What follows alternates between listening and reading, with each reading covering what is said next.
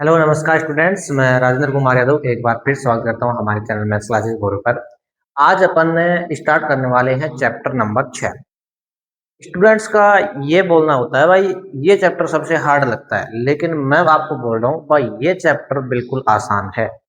इस चैप्टर में न तो कोई कैलकुलेशन है न और कुछ है, बिल्कुल सिंपल सा चैप्टर है। ठीक है, स्टेप बाय स्टेप अपन सीखते चलेंगे। और चैप्टर का नाम है त्रिभुज। चैप्टर का क्या नाम है? त्रिभुज। बताओ त्रिभुज किसको बोलते हैं? बिल्कुल आसान चैप्टर है, 5 मिनट में सिखा दूंगा। 6.1 तो अभी खत्म हो जाएगी। बताओ त्रिभुज किसको बोलते हैं? नहीं पता? नहीं नहीं, जो तीन भुजाओं से घिरा हुआ होता है और जिसके तीनों गुणों का योग कितना होता है? 180 होता है। हाँ, त्रिभुज कितने प्रकार के होते हैं? देखो, एक तो भुजाओं के आधार पर होता है, कोणों के आधार पर होता है, ठीक है ना। तो भुजाओं के आधार पर त्रिभुज कितने प्रकार का होता है? तीन। कौन कौन सा? समबाहु, विषमबाहु और समद्विबाहु। समबाहु त्रिभुज तो किसको बोलते हैं? जिसकी तीनों भुजाएं बराबर होती है। समद्विबाहु त्रिभुज किसको बोलते हैं? जिसकी दो भुजाएं बराबर होती है। विषमबाहु किसको बोलते हैं? जिसकी तीनों भुजाएं क्या होती है? अलग अलग होती है। देखो, समबाहु समबाहु मतलब तीनों भुजाएं बराबर। समद्विबाहु मतलब जिसकी दो भुजा बराबर। विषमबाहु तीनों ही अलग अलग। ठीक है।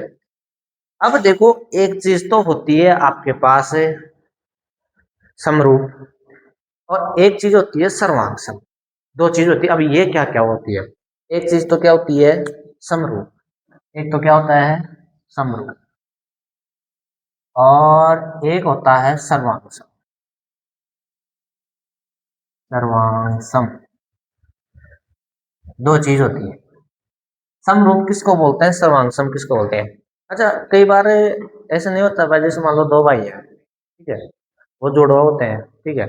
अब उनमें कई बार ये नहीं पता चलता भाई, जैसे मान लो राम और श्याम है, दोनों जुड़वा एक शकल के। अब ये नहीं पता था भाई ये राम है कि श्याम है, ठीक है ना। बिल्कुल दोनों डिट्टो रहते हैं। और देखा होगा कोई किसी को? है क्या कोई नजर में आपके? कौन है? हाँ, मतलब और एक यहाँ पे भी हमारे पास भी जो टंकी है ना, उनके पास कालू, और क्या नाम है उसका? हाँ, उनमें पता ही नहीं चलता भाई कौन कालू है कौन ये दूसरा वाला है। तो देखो, समरूप समरूप किसको बोलते हैं? सर्वांग सम किसको बोलते हैं? सर्वांग सम तो बिल्कुल डिटो। ऐसे मान लो भाई, मैं खड़ा हूँ और शीशे के सामने खड़ा हूँ, बिल्कुल डिटो दिखेगा, कोई फर्क नहीं है, तो वो तो होता है सर्वांग सम। मतलब कोई भी फर्क ना आए। जैसे एक वर्त बनाता हूं मैं, इसकी त्रिज्या मेरे पास 4 सेमी है। कितनी है? 4 सेमी। एक और वर्त बनाता हूं मैं, इसकी भी त्रिज्या 4 सेमी है, थोड़ा बड़ा बन गए। दोनों की त्रिज्या कितनी है? 4 सेमी है। इसकी भी त्रिज्या कितनी है? 4 सेमी।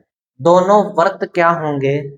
सर्वांग सम होंगे। चलो एक चीज मैं बनाता हूँ, एक त्रिभुज तो एक वर्त तो बनाता हूँ मैं 2 सेमी त्रिज्या वाला, और एक बनाता हूं मैं 6 सेमी का। देखो, समरूप में क्या होती है? शेप समान होती है। देखो, ये भी गोल है, ये भी गोल है, तो ये समरूप है।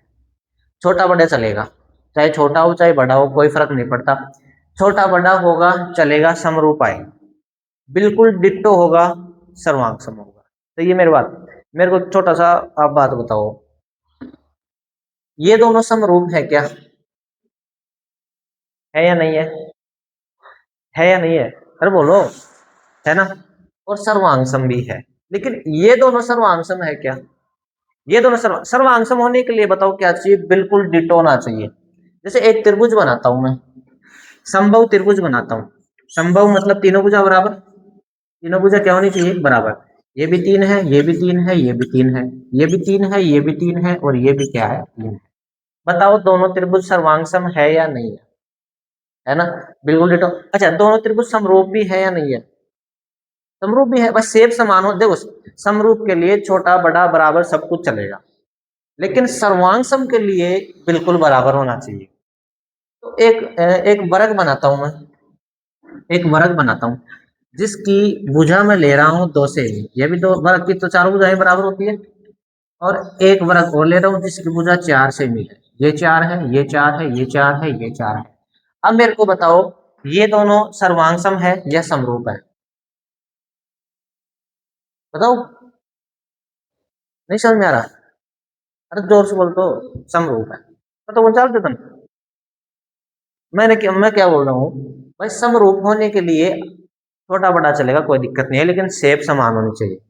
वर्ग है तो वर्ग होना चाहिए, त्रिभुज है तो त्रिभुज, ठीक है। और सर्वांग सम होने के लिए बिल्कुल डिटो होना चाहिए। ये तीन है तो ये भी तीन, ये तीन है तो ये भी तीन, ये तीन है तो ये भी तीन, समझ लो, ठीक है। अच्छा एक और आकृति बनाता हूँ मैं 30 को ले रहा हूँ, तीन वर्ग बना रहा हूँ, तीन तीन, और एक वर्ग और बना रहा हूँ जिसके ले रहा हूँ मैं छह छह छह। बताओ दोनों आकृति समरूप है या सर्वांग सम है? समरूप है, छोटा बड़ा चलेगा, कोई दिक्कत नहीं है। अच्छा समरूप है दोनों आकृति। अच्छा मैं एक और त्रिभुज बना रहा हूँ, आयत बना रहा हूँ, सॉरी वर्ग बना रहा हूँ, उसके भी ये भी तीन है, ये तीन है, ये तीन है। अब बताओ ये दोनों सर्वांग सम है या समरूप है? सर्वांग सम है, दोनों क्या है भाई? सर्वांग सम होने के लिए डिट्टो ही होना चाहिए, बस अब तीसरी बात याद रख ले तो। अतरो का ही लगा रहे होते तुम, पता नहीं समझ में क्या बना रहे हो। चलो मैं एक बार और बताऊँ।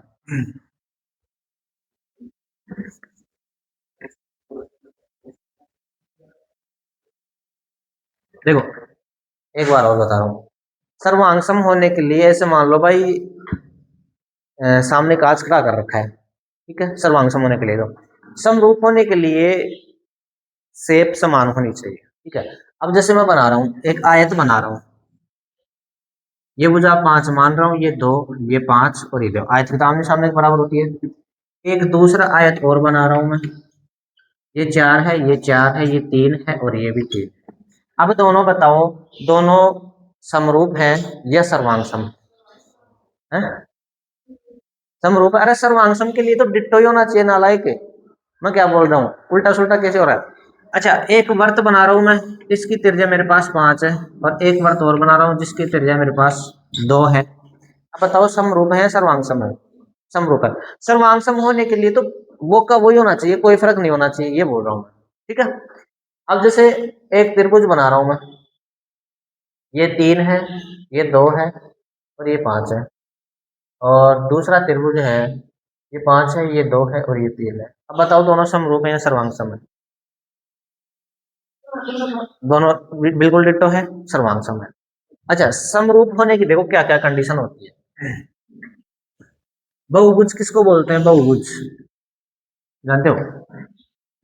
जिसमें दो से ज्यादा भुजाएं होती है ना, जिसमें दो से ज्यादा क्या होती है, भुजाएं होती है, उसको क्या बोलते हैं? बहुभुज बोलते हैं। भुजाएं कितनी होनी चाहिए? दो से ज्यादा। अब जैसे मान समरूप होने की दो कंडीशन होती है, क्या क्या? जैसे ये त्रिभुज है, दो त्रिभुज है, ठीक है। पहली चीज तो संगत कोण बराबर होने चाहिए। संगत कोण क्या होने चाहिए? बराबर, ठीक है। समरूप होने की कंडीशन बता रहा हूं मैं। दूसरी चीज, संगत भुजाओं का अनुपात बराबर होना चाहिए। जैसे अगर मान लो ये तीन है, ये छह है, ये दो है, ये चार है, ये पांच है और ये 10। सर्वांगसम तो नहीं है, सर्वांगसम के लिए तो बिल्कुल डिटो चाहिए, लेकिन अच्छा मैं लिख देता हूँ एक बार, संगत भुजाओं का अनुपात, संगत भुजाओं का अनुपात वो क्या होना चाहिए? बराबर होना चाहिए। देखो कैसे, इस भुजा का अनुपात निकालो, 5/10, कट के कितना आ गया? 1/10। ठीक है, इस भुजा का अनुपात निकालो, 2/4, कितना आ गया? 1/2। इसका निकालो, 3/6, इसका भी कितना आ गया? 1/2। तीनों भुजाओं का अनुपात बराबर है, ठीक है। और इनको मान लेता हूँ भाई ये 60-60 डिग्री के है। कितने कितने का है? 60। ये भी 60 डिग्री का, ये भी 60 का, ये भी 60 का। लेकिन अगर मान लो ये 60-60 के तो नहीं ले सकते इनको, इनका व्यवहार, इसको मान लो 70 का, 50, 120, 60 का है, 50, 70, 80। मेरी बात सुनो, संगत कोण आपस में बराबर है। समरूप होने की दो कंडीशन होनी चाहिए, क्या? एक तो संगत कोण बराबर होनी चाहिए, दूसरी बात संगत भुजाओं का अनुपात बराबर। याद रख लो ना, क्या क्या? संगत कोण मतलब ये आपस में कोण क्या होने चाहिए? बराबर। अगर मान लो ये 30 का या मतलब और भी कुछ हो जाता ना, तो फिर समरूप नहीं होता। पहली चीज तो संगत कोण क्या होना चाहिए? बराबर। दूसरी चीज, संगत भुजाओं का अनुपात भी क्या होना चाहिए, बराबर होना चाहिए, तभी समरूप होगा। सर्वांग सम के लिए जैसा है वैसा का वैसा ही होना चाहिए, तब सर्वांग सम होगा। समझ गए? ठीक है, एक बार चलो अब स्टार्ट करते हैं फर्स्ट क्वेश्चन से। देखो बिल्कुल आसान, आप खुद ही बता दोगे। अच्छा एक चीज बताओ मेरे को, जैसे मैं 4 वर्ग ले रहा हूँ, कितने वर्ग ले रहा हूँ, इनको मैं हटा दे रहा हूँ, मैं 4 वर्ग ले रहा हूँ।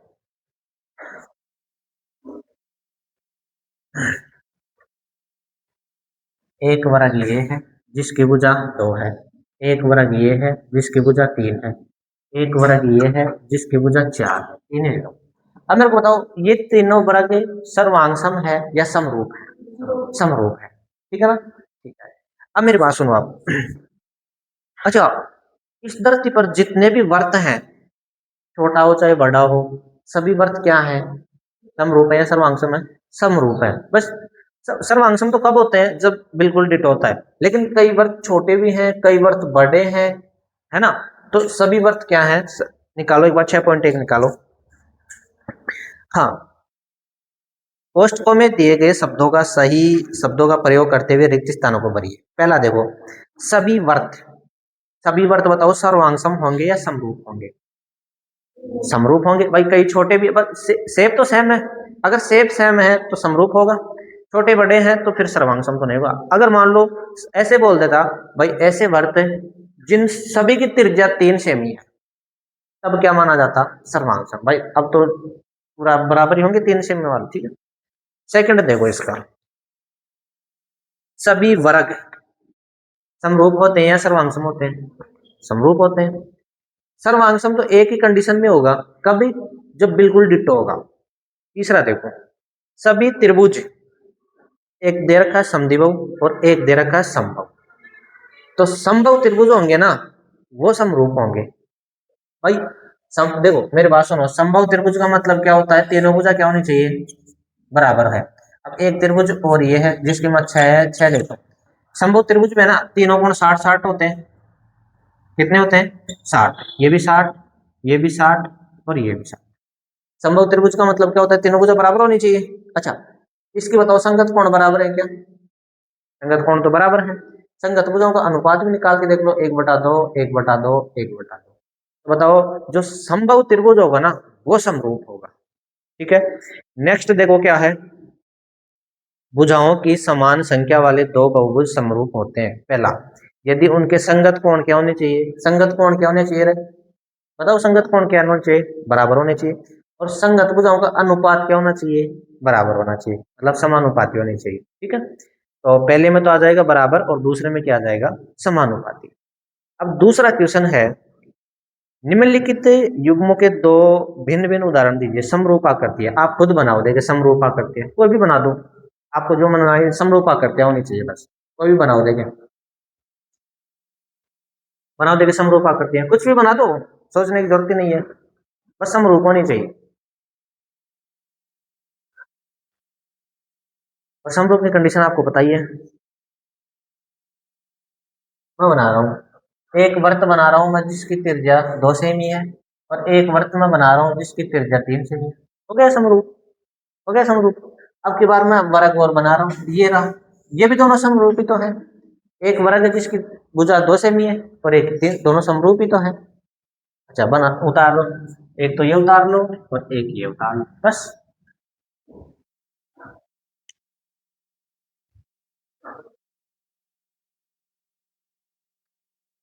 और ऐसी इसमें सेकंड है, क्वेश्चन नंबर 2 का सेकंड है, ऐसी आकृति बनानी है जो समरूप नहीं है। अरे बना दो, क्या हो गया उसमें, एक मैं त्रिभुज बना रहा हूँ और एक मैं वर्ग, अच्छा दोनों समरूप है क्या, ये तो नहीं है समरूप। ऐसे बोला भाई समरूप नहीं बनाई, तो ये दोनों समरूप थोड़ी है, नहीं भाई ये तो त्रिभुज है, ये वर्ग है। एक और उदाहरण दे दो, एक तो बना दो वर्ग जिसकी भुजा 4 है, और एक बना दो वर्ग जिसकी भुजा, अच्छा ये दोनों समरूप थोड़ी है, अरे ये तो वर्ग है और ये वर्ग है, ये दोनों समरूप थोड़ी है, समरूप नहीं है। उदाहरण दे दो ये, देखिए जो तीसरा वाला ना, ये आप देखिए खुद देख के बताओ समरूप है या नहीं है, बताओ देखिए। तीसरा क्वेश्चन, देख के बताओ भाई समरूप है नहीं, तेरे को समझ में नहीं आ रहा? है, है या नहीं है? बताओ क्यों नहीं है? बताओ बताओ। भुजाओं देखो, भुजाएं समान नहीं देखनी पहली चीज तो, भुजाओं का अनुपात समान होना चाहिए। मैं फिर से बोल रहा हूँ, समरूप देखने के लिए भुजाएं समान होना जरूरी नहीं है। सर्वांग होने के लिए भुजाओं का समान होना जरूरी है। समरूप होने के लिए भुजाओं का अनुपात होना जरूरी है, भुजाओं का अनुपात। मैं क्या बोल रहा हूँ, समझ रहे हो मेरी बात? समरूप होने के लिए भुजाओं का अनुपात समान होना जरूरी है। तो अनुपात निकाल के देखो, देखो चारों भुजाओं का समान आ रहा है या नहीं आ रहा? 1.5/3, चारों समान है तो अनुपात तो समान ही आएगा। लेकिन दूसरी कंडीशन और बताई थी मैंने समरूप होने के लिए, क्या क्या होना चाहिए बराबर? दो कंडीशन अभी लिखवाया हूं मैं। है? संगत कोण क्या होने चाहिए बराबर। अब इसमें तो 90 दे रखा है, लेकिन इसमें 90 थोड़ी दे रखा है। इसमें 90 नहीं दे रखा, देखो ये तो ऐसे बना रखा है, फिर से ये 90 का थोड़ी दे रखा है।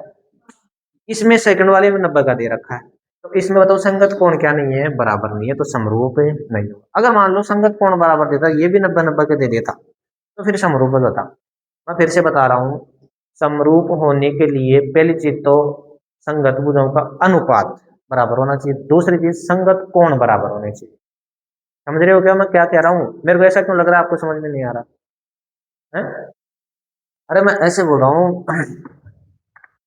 तभी मैं लाल के बाद कहीं समझ में बनाया नहीं राय बना तेरी ये कहते हैं जब तो कोई लट देर बैठा दिया था हैं। अरे बोल रहा हूँ, देखो मैं ऐसे बोल रहा हूँ, पहली चीज तो समरूप होने की दो कंडीशन है। पहली चीज तो क्या है, संगत भुजाओं का अनुपात, संगत भुजाओं का अनुपात क्या होना चाहिए, बराबर होना चाहिए। ठीक है, दूसरी चीज संगत कोण बराबर होने चाहिए, संगत कोण बराबर होने चाहिए।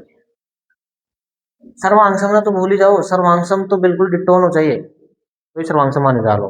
समरूप के दो कंडीशन मैंने बता दे। तो अब तीसरा क्वेश्चन देखो, इसमें संगत भुजाओं का अनुपात तो बराबर है, लेकिन दूसरी कंडीशन को अप्लाई करते हैं ना संगत कोण वाली को, तो वो बराबर नहीं है भाई। इसमें तो 90 दे रखा है और इसमें हमारे को पता ही नहीं कितना दे रखा है, तो ये सर्वांग सॉरी समरूप नहीं। ये आपकी 6.1 पूरी हो गई। नेक्स्ट वीडियो में 6.2 देखेंगे बस। ठीक है।